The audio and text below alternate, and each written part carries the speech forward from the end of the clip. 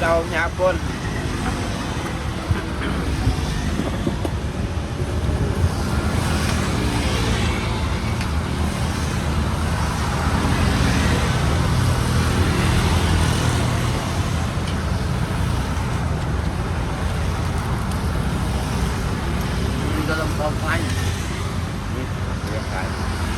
con anh làm bận đi tập tâm thôi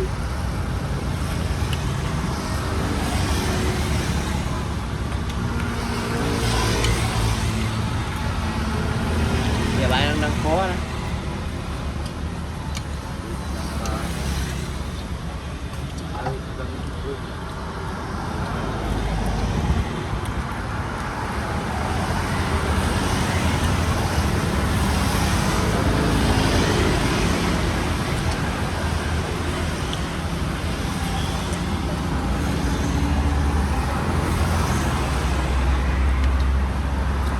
lên đi bạn hả? Lên đây anh nói rồi bạn thì clear đấy nè đi ra bà có một anh mừng cười hoặc anh là cười coi đi chứ là lên ra coi ra một con máu và luôn rồi anh đâu cười một cắt anh đang coi kia rồi bây giờ mưa anh tao tối ở đây này còn rồi thế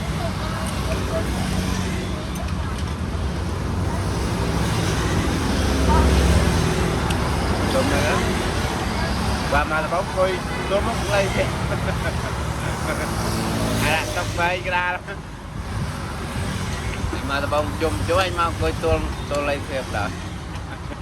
đang là kêu là anh nè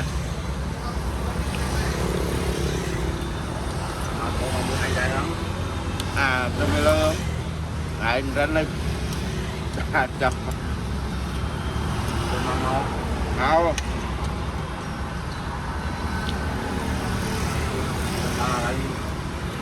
mà tới đây ngày đâu lần mà là anh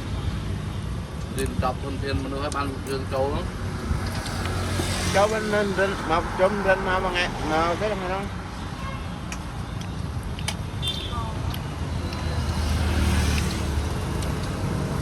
đây có ba cái món đấy đó rồi bé lên đây mình đã ai không không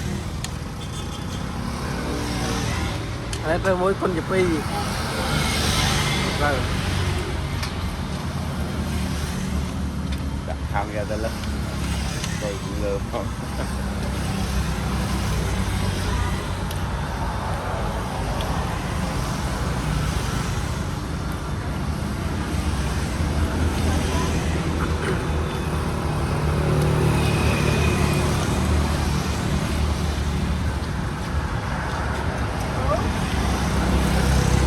lấy cái tên đó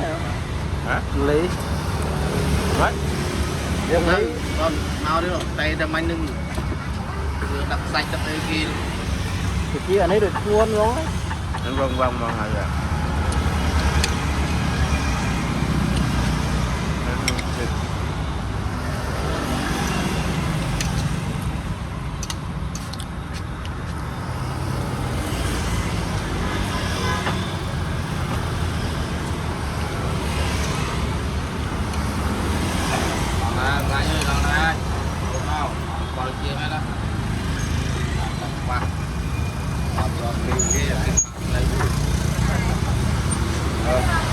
bạn xe không anh à rồi mình thang cái nắng hay giống à ăn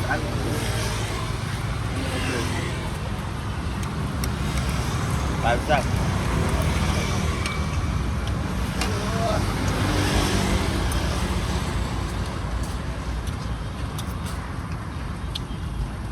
phải giờ lại gì đâu được nó sẽ thoát được thoát rồi dùm nô bây giờ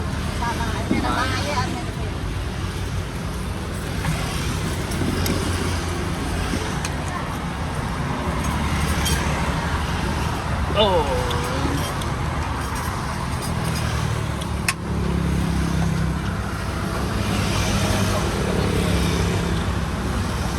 trời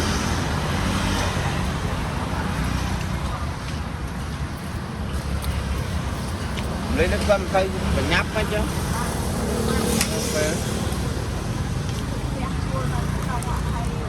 Lúc thuê cái này mình chống chăm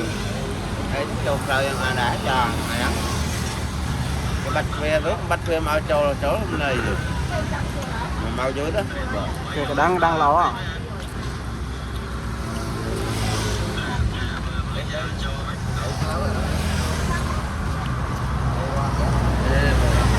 bài đi tăng ca ông bay ra lên mong bay lại hả mau thằng bay lại giờ cái bên đấy về thằng đó này đó mà đã mình tục lên na thôi không đó ấy chứ mấy chứ rồi cho nó ăn hiến đó đã đấy ở đây chứ ở đây mấy nhóm bỏ rồi gọp ôm lo hết cao vẽ đến vẽ xe làm tất đúng đây đấy mình ấy thế rồi chơi mình ấy rồi còn mình ai biết rồi còn mình đi xa trường cơm cao bên đây con ở đây mình vẽ cái đai nè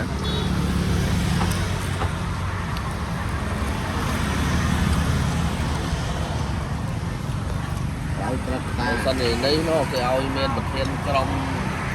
đâu ấy mà chưa nó mà vẽ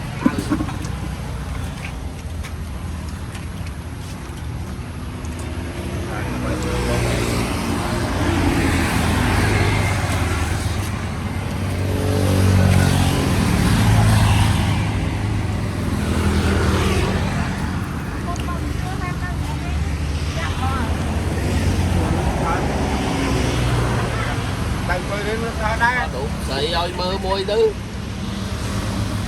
còn tay lô ba vậy bắt máu luôn em à để lô ba rồi con thoát môi ấy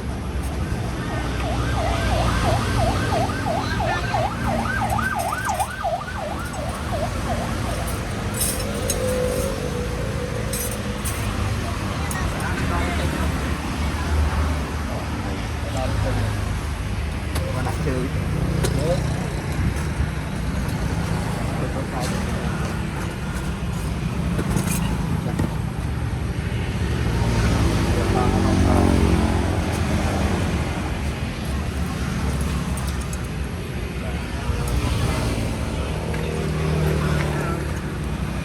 đây nữa anh mới gặp được bạn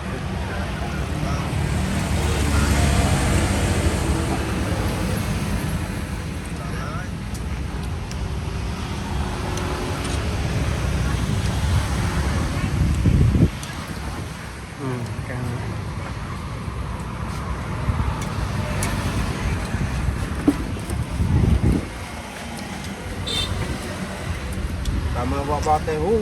cầm chia tay cầm chia không ra đi ai đứt cánh ban mày đặt tràn bay cam chia phải tay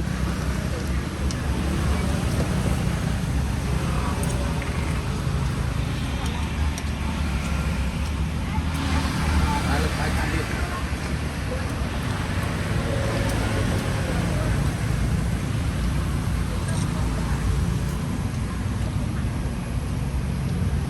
để không bỏ